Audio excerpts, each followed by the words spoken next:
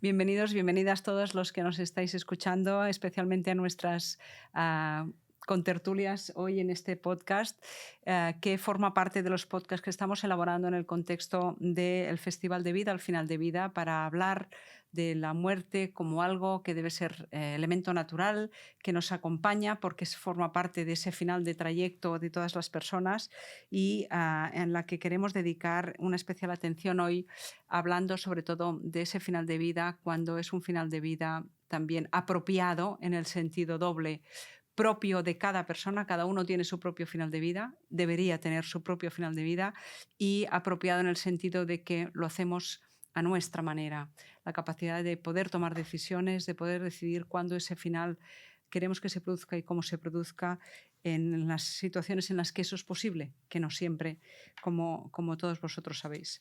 Vamos a hacer este debate ameno, que queremos que sea un diálogo a dos. Yo haré pocas intervenciones, aunque las iré interpelando en la medida en que vayan surgiendo cuestiones que queremos que aparezcan, que se pongan sobre el tapete y que puedan ser objeto de coloquio entre ambas. Tenemos con nosotros a Beatriz Castaño. Beatriz es médico especialista en psiquiatría, formada en su país, pero formada también aquí en Cataluña. Ella lleva muchos años en el Instituto Guttmann en el ámbito de la neurorehabilitación. Es especialista y forma parte del programa de abordaje integral de los casos de salud mental y adicciones en situaciones complejas, y por tanto todo lo que son situaciones con lesiones de alto impacto en la persona, con situaciones de diagnósticos de salud mental complejos que muchas veces se unen a situaciones de discapacidad física. La doctora Castaño es especialista en todo esto. Muchas gracias por acompañarnos. Gracias. Y tenemos también con nosotros a Julia Boqué. Julia Boqué es una joven promesa de la producción audiovisual y directora de ficción y documental, ya a muy corta edad, después de su formación como graduada en comunicación audiovisual por la Universidad Pompeu Fabra y en producción de audiovisuales y documentales, pues lleva ya colaborando con productoras hace años y ha trabajado en varios proyectos. Está aquí Julia también por su especial implicación en la producción de un documental que lleva por título El vol de la papallona, fundamentado en un caso concreto que luego ella tendrá ocasión también de explicarnos un poquito, de una persona que tras muchísimos años de un sufrimiento de alta discapacidad decide poner fin a su vida y solicitar la eutanasia.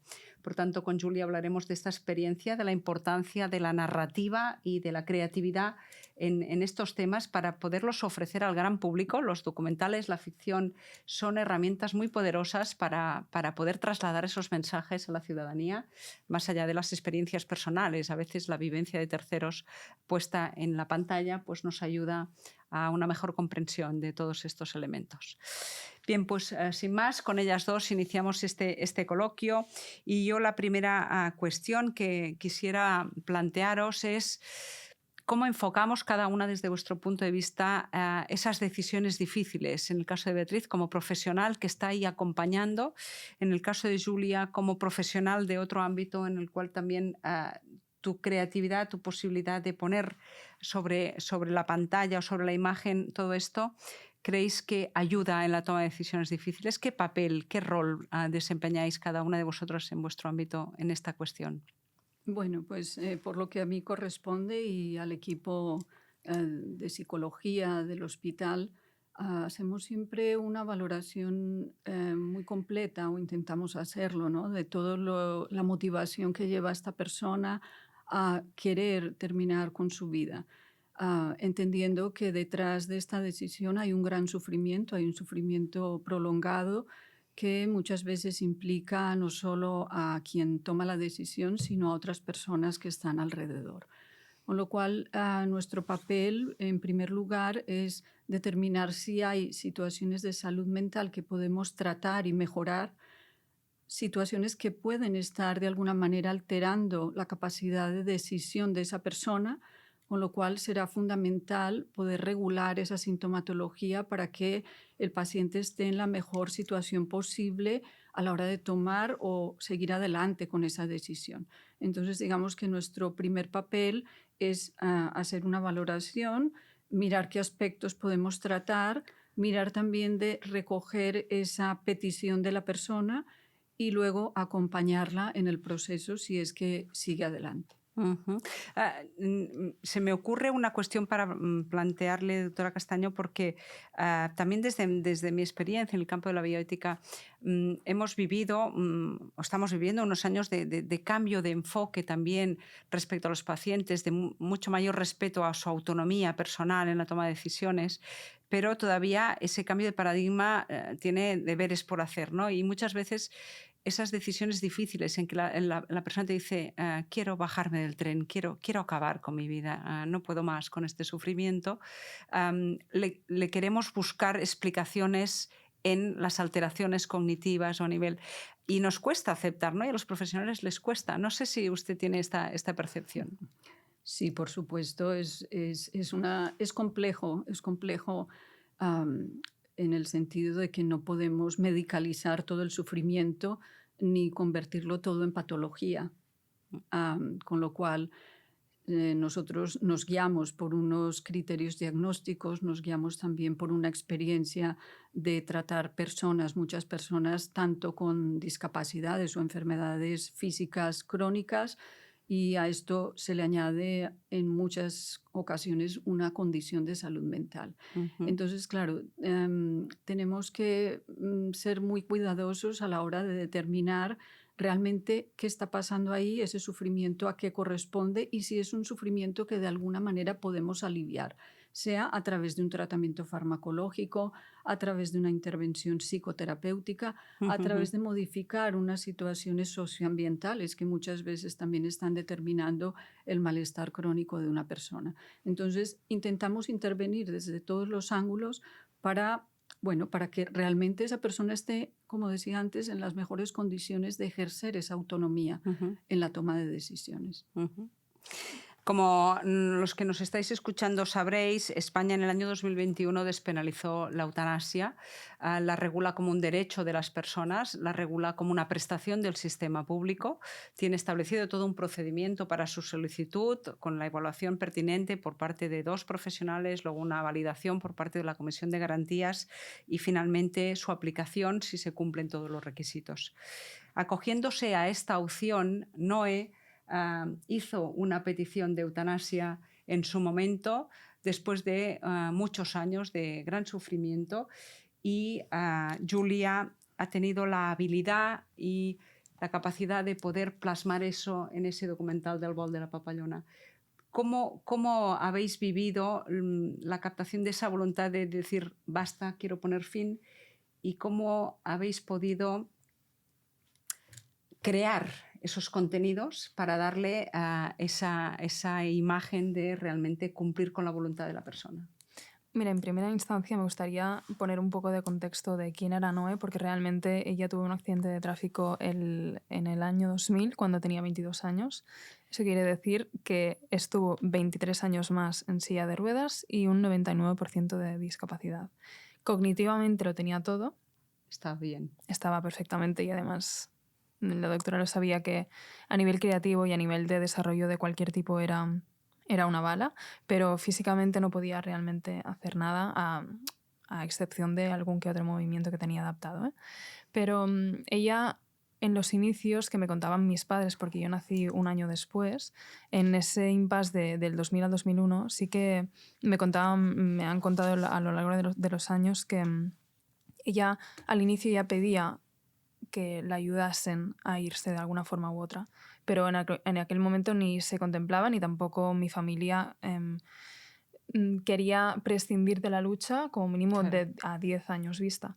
Y al final, e incluso se incrementó en el momento de la COVID, que ella, plenamente consciente y sabiendo también lo que conllevaba eso, incluso hablándolo con nosotros, decidió hacerlo, pero viéndolo ahora con perspectiva, que eso pasó en el año 2023, ella realmente lo pudo hacer cuando estaba preparada. Si lo hubiese hecho mucho antes, no hubiese sido mejor, no hubiese sido igual ni para ella ni para nosotros. Porque para nosotros también hubo como una especie de entrenamiento con el tiempo. ¿Y dónde surge la idea tuya de poner esa creatividad al servicio de visibilizar esa experiencia? Nace porque de alguna forma u otra con Noé siempre estábamos a la par a nivel comunicativo. Cuando íbamos a institutos, escuelas, universidades a hablar de su historia, siempre iba acompañándola a nivel, en ese caso, verbal. Audiovisualmente también rodamos cosas, pero más sencillo. Y 3 meses antes de su muerte, ella dijo que quería dejar unas memorias escritas, pero es que, 1, eso conllevaba muchísimo tiempo, y 2, lo que no tenía Noé en ese momento era tiempo. Entonces sí que me iluminé y tuve la oportunidad de conocer a Guillem, que es un productor audiovisual de la productora Forest Film and Media, y llevamos a cabo la idea reuniendo muchos matices, porque también llegamos a cumplir el sueño de Noé, que era ir a Gambia a visitar sus niñas, porque ella era madrina también en una ONG. O sea, unimos todos esos conceptos e hicimos el documental, que no está terminado todavía, pero queda menos de un año. Fantástico. Nos gustará mucho verlo. Bueno, yo debo decir que tuve el privilegio de ver un pequeño avance en unas jornadas que hicimos el año pasado en el Instituto Goodman. Es curioso porque tú relatabas la dificultad del momento, ¿no? ¿En qué momento la persona está preparada para decir hasta aquí, ¿no? Y que realmente eso solo lo puede decir uno mismo. Al final, la vivencia de la dignidad de vida, de la calidad de vida, de hasta dónde ya no puedes más con ese sufrimiento, es algo que nadie puede sustituir a la persona mientras conserva su plena capacidad, como en el caso de Noé, ¿no? Beatriz, muchas veces en los profesionales supongo que os preguntáis esto. ¿Realmente la persona está preparada? ¿Esto que me está verbalizando ahora realmente lo tiene interiorizado o es fruto de una reactividad a su situación? Sí, a veces se ve con cierta facilidad, sobre todo en las fases más iniciales de enfermedades o de un accidente, por ejemplo, que muchas personas se plantean en estas primeras fases, pues no quiero vivir así, prefiero ya terminar con mi vida, porque se ven abrumadas por el proceso y la incerteza, ¿no?, de lo que se viene.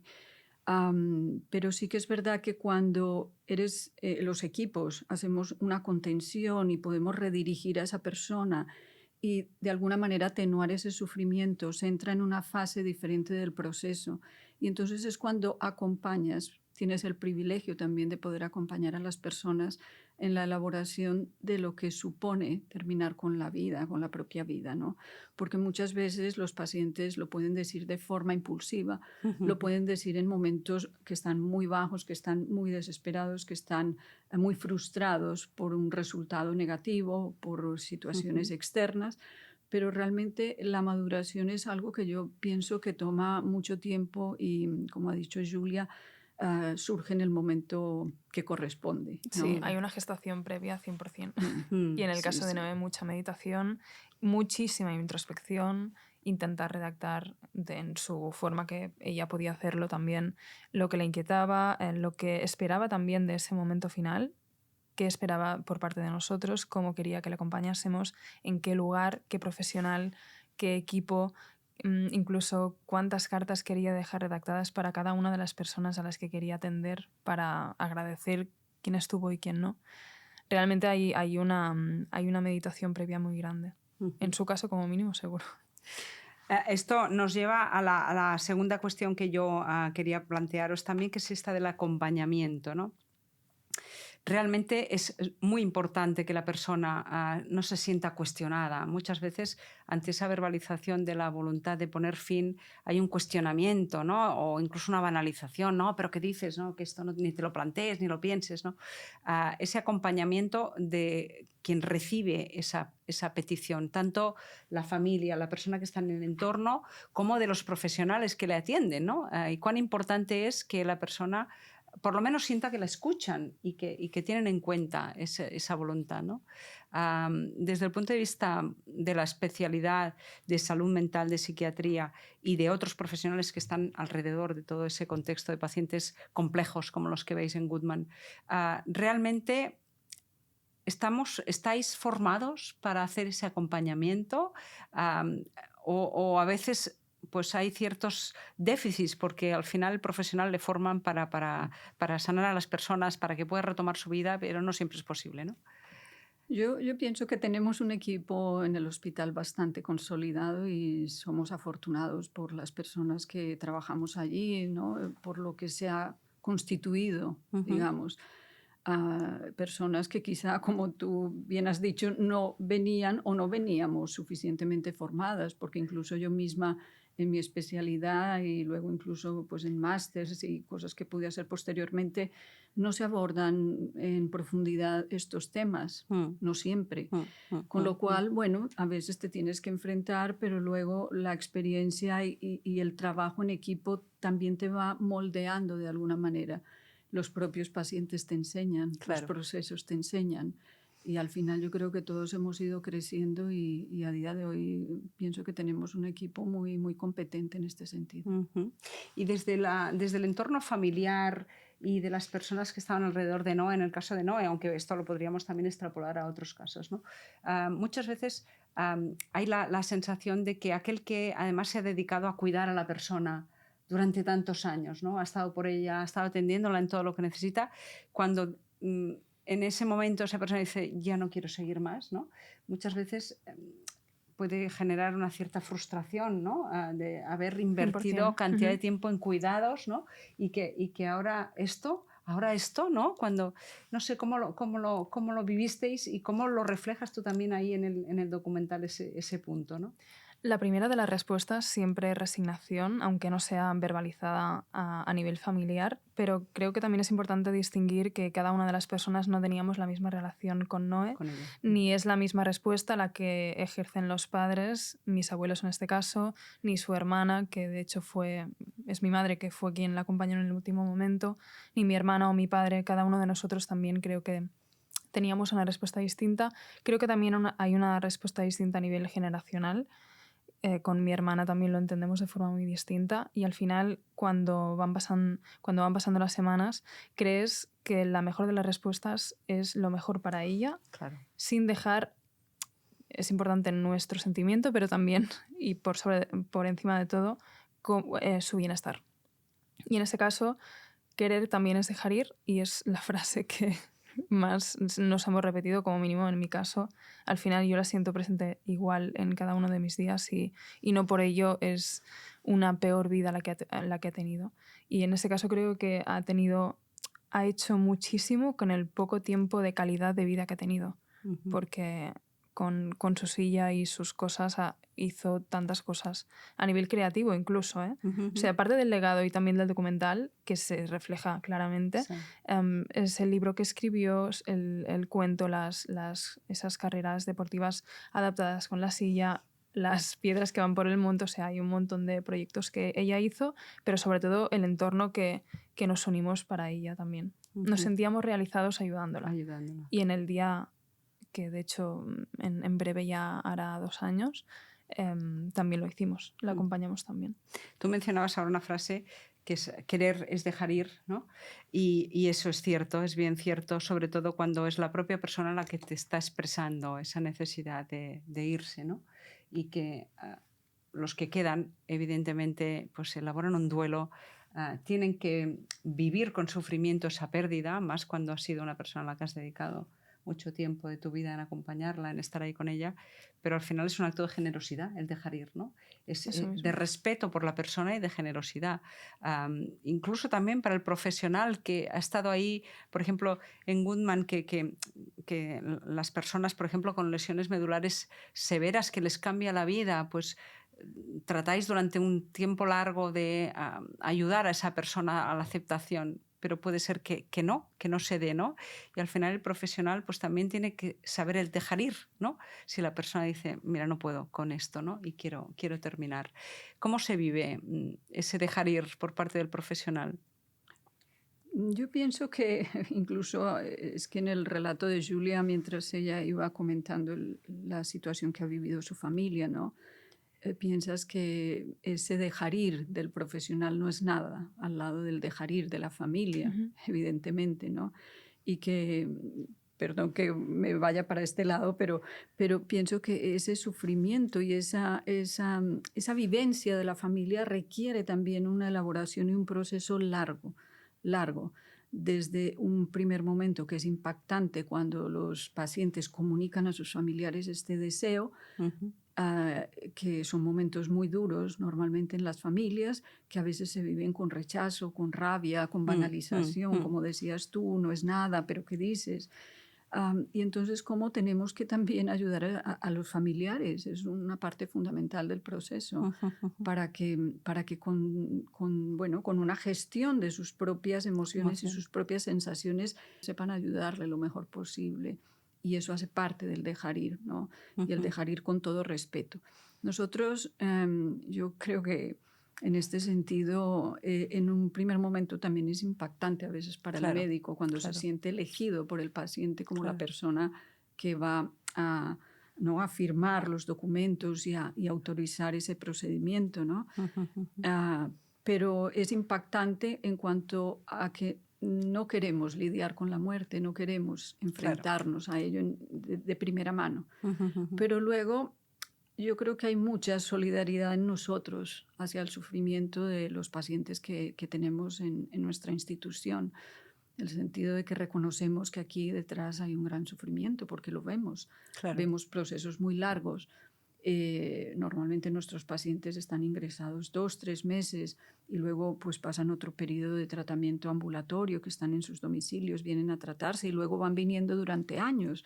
Con lo cual, claro, hay un conocimiento muy cercano de todo Claro, eso claro. y estás muy familiarizado y hay una solidaridad importante, insisto, en este sentido. Pero sí que es verdad que en un primer momento hay médicos que se sienten impactados, yo diría impactados por esa decisión, por haber sido los elegidos. Claro, introducías ahora un elemento importante, que es el hecho de que el profesional que es elegido por el paciente para llevar a cabo el proceso final de la eutanasia, que al final es am, indicar y introducir unas sustancias en el cuerpo del paciente que le van a provocar su muerte en pocos minutos, para que la gente que nos escucha sepa cómo funciona el proceso una vez se tienen todas las autorizaciones.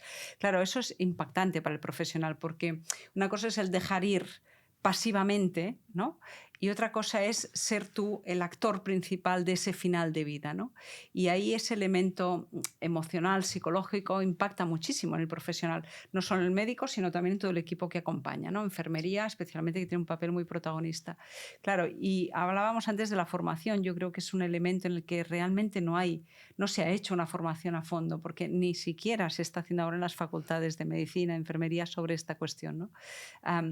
¿Cómo podemos ayudar a que ese impacto en el profesional sea menor, ¿no? Aunque hay profesionales que han participado en procesos de eutanasia que nos dicen que para ellos ha sido altamente gratificante ese proceso. Ver cómo realmente estás siendo ahí acompañante de ese proceso hasta el último momento y que el paciente te agradece que estés ahí, que le hayas escuchado, que hayas atendido, ¿no? Pero, ¿qué podemos hacer para mejorar un poco que no sea un impacto negativo o que genere rechazo por parte de los profesionales? Claro, yo creo que estamos ante una ley que es muy nueva, ¿no? Ujú. Tenemos 4 4 años años, sí. desde la implantación de la ley, con lo cual para todos pues es un escenario poco conocido. Y yo pienso que aquí se requiere formación, se requiere mucha formación. Se requiere formación por parte, yo creo que de los servicios de salud, hacia los profesionales sanitarios, Ujú, ¿no? Que brinde más seguridad a la hora de hacer estas intervenciones, que baje el nivel de angustia, ujú, ¿no? ujú. También a los Claro, profesionales. El papel de enfermería, como has dicho antes, es fundamental y a veces pues hay personas que no se ven capacitadas capacita. porque es justamente lo contrario para lo que te has formado, que Claro, es ayudar, ¿no? De alguna manera a vivir mejor y de repente te ves elegido para un proceso de ayudar a a morir morir. y no. Y entonces hay incluso dentro del gremio sanitario quienes dicen, no, esto deberían aplicarlo solamente las personas que se declaren voluntarias para Ya, hacerlo, ya, ya. ¿no? Porque tenemos que ser elegidos Claro, cualquiera, ¿no? claro, claro. Entonces, también ha habido un poco de debate en este Sí. sentido, pero creo que se requiere mucha formación. Sí. Fíjate que tú introducías ahora un elemento importante que se discutió en el proyecto de ley, si realmente teníamos que hacer como equipos de eutanasiólogos o no. Debíamos dejarlo que cada persona escoja aquel profesional de confianza a quien le pide ese último acto, ¿no? Y creo que es un buen modelo, porque al final lo que hace es reforzar también el lazo terapéutico, el vínculo terapéutico con las personas con las que tienes más afinidad, ¿no? Y que sea un desconocido que viene ahí, ¿no? Y creo que en ese sentido es un acierto la ley, aunque cueste y aunque requiera, como tú dices, ese esfuerzo por parte de los profesionales que hay que formarles en esto, por descontado, ¿no?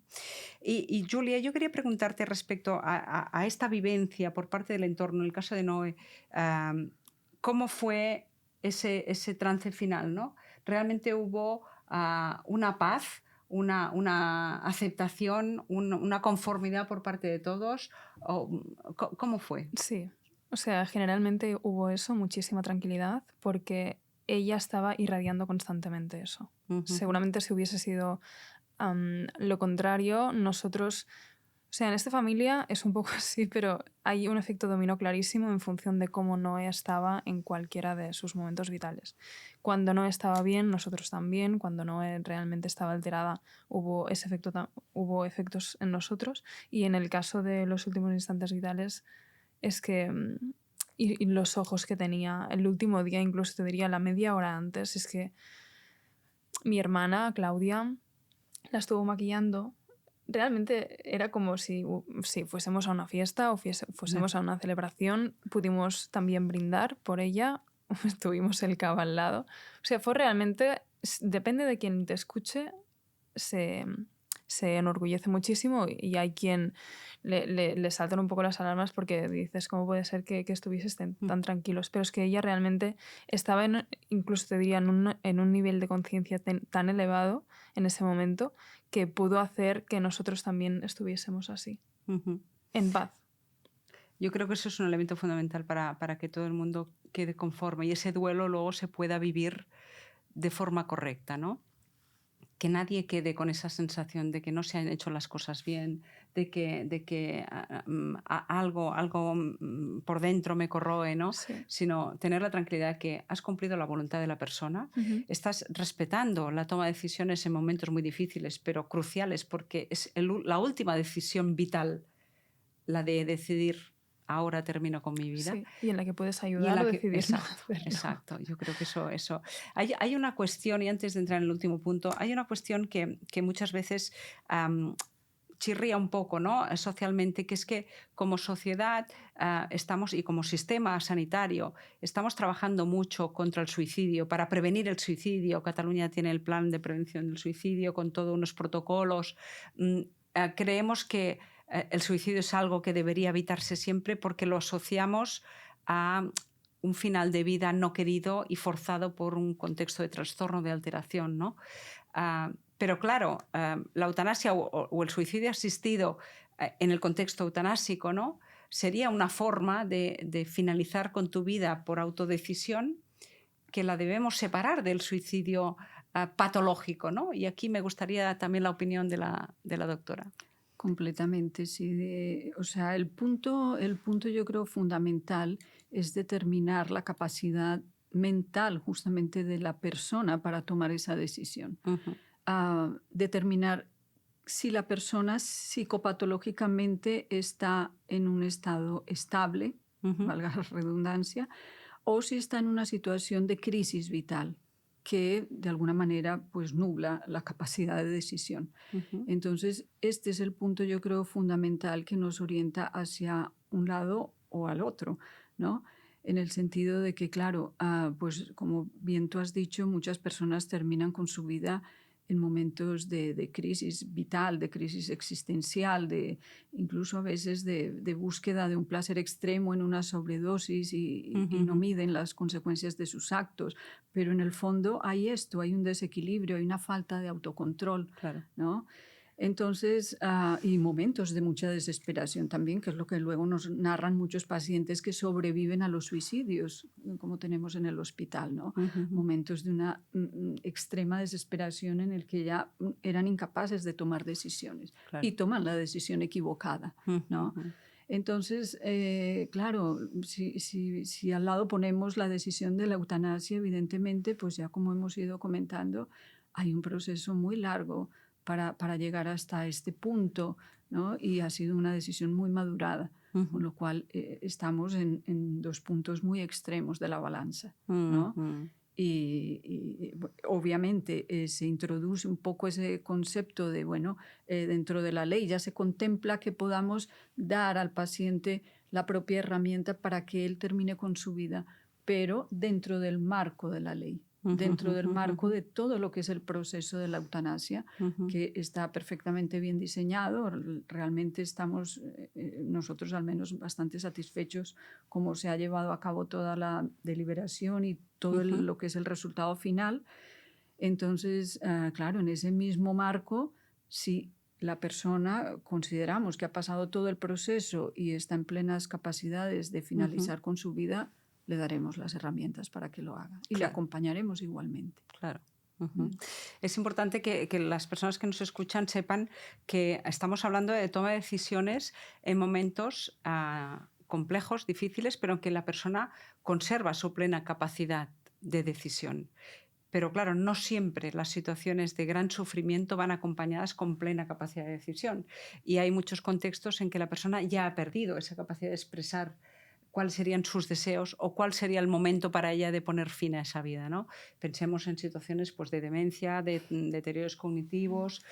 Claro, y ahí tenemos una herramienta muy válida, que es el documento de voluntades anticipadas, en el cual uno, cuando todavía conserva esa capacidad, puede anticipar esos escenarios. Claro, cuando alguien ha vivido experiencias como la de Noé, ¿no? En la familia, y que piensa, si yo nunca tengo un accidente, me quedo en una situación en que ya no pueda expresar, ella podía, pero ¿y si me quedo en una situación en que ya no pueda expresar y me mantienen ahí en ese contexto años y años? Yo quiero eso, no quiero eso. El haber vivido experiencias cercanas marca mucho también a las personas, ¿no? Personas que han sido acompañantes o cuidadoras de padres, madres con demencias de largo recorrido, con gran sufrimiento para los familiares y que tienen claro que ellos no quieren pasar por esa situación, ¿no? Veríais ahí también un escenario distinto, pero tan válido como el que hemos estado hablando cuando hay plena conciencia y capacidad. Completamente, completamente. Y pienso que es un ejercicio de libertad, ¿no? Que nos permite en las leyes actuales y que está poco aprovechado, porque cuando te pones a hablar con personas, claro, es un tema de que yo siempre digo es poco taquillero, el tema de la muerte y de las voluntades anticipadas, ¿no? Sí. Pero realmente es un tema que hay que poner sobre la mesa, porque muchas personas parten de la premisa de que no, a mí no me va a pasar nada, Claro. ¿no? A mí no me va a pasar nada y yo no voy a tener un accidente y no llames ¿no? a la mala suerte, etcétera, etcétera. Pero cuando te pones a reflexionar, realmente es un ejercicio de libertad. Yo creo que es el máximo ejercicio de libertad que podemos hacer, ¿no? Y de respeto incluso hacia nuestros familiares. Claro. Para evitar, como bien has dicho, quien ha vivido esas situaciones sabe lo que se genera, el sufrimiento que se genera en las familias cuando tienes un pariente, tu padre, tu madre, tu hermano enfermo en un hospital, incapaz de tomar decisiones y tú te ves en esa tesitura de tener que decidir por otra persona. Claro. Pero, y luego los enfrentamientos que surgen en las familias, que eso es el pan de cada día.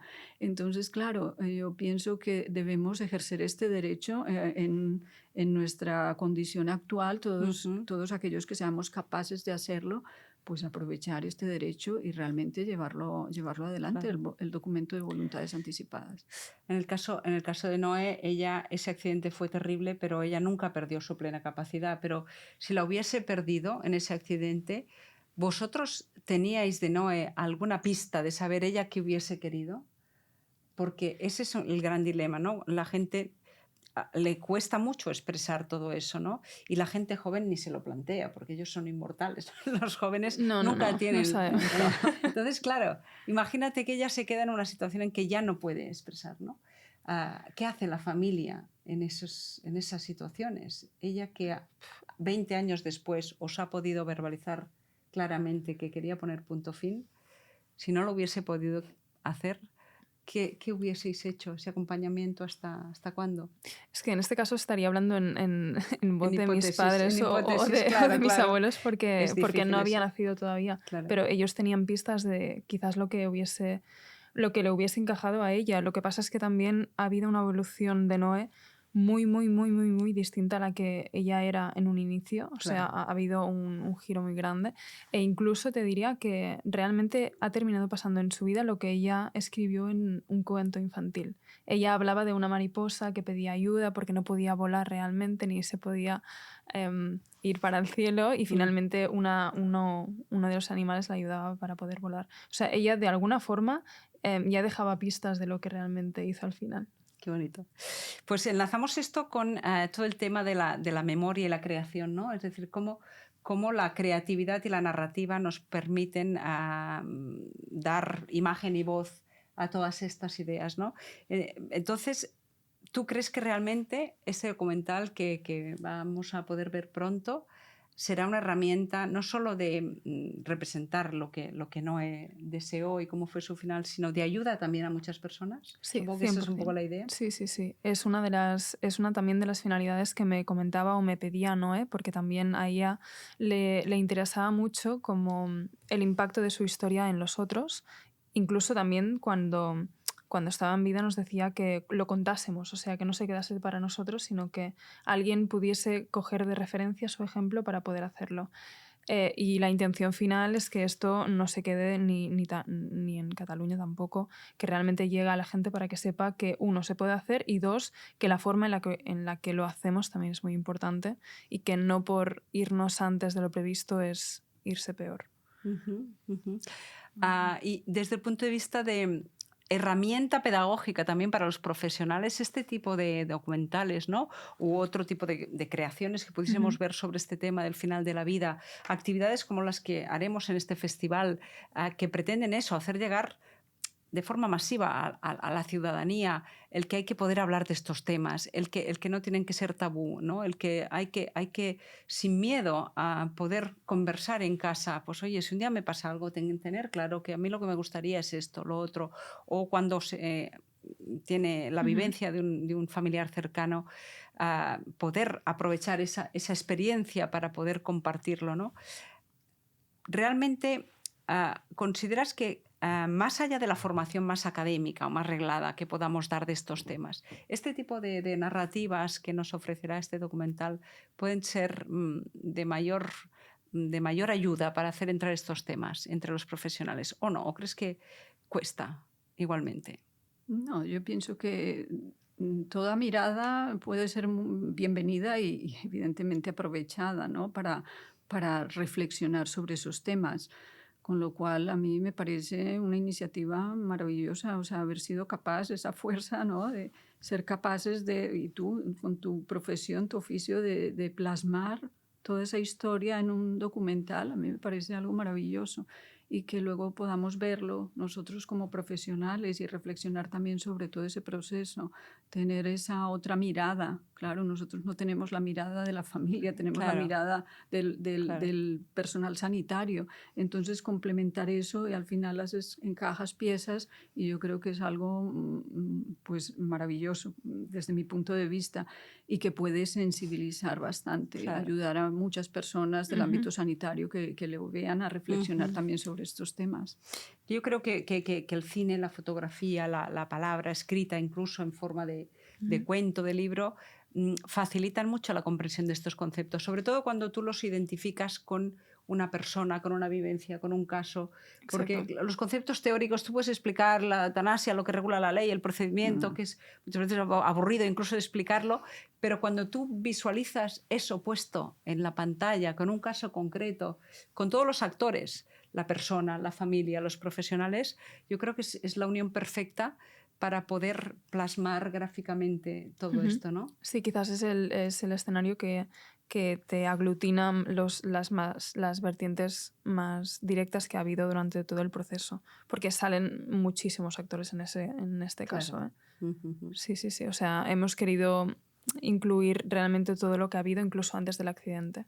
O sea, hacer el recorrido real de su Completo vida. de la Sí, persona, ajá, de la sí. biografía. Quizás yo creo que en la vertiente quizás sanitaria tienes es todo un poco más cuadriculado, digamos, pero aquí hay muchas sombras, muchas capas, mucha contradicción, porque al final, ¿cómo Claro, vas a dejarla ir? claro, claro, Es un claro. poco delicado realmente, pero Ajá. bueno.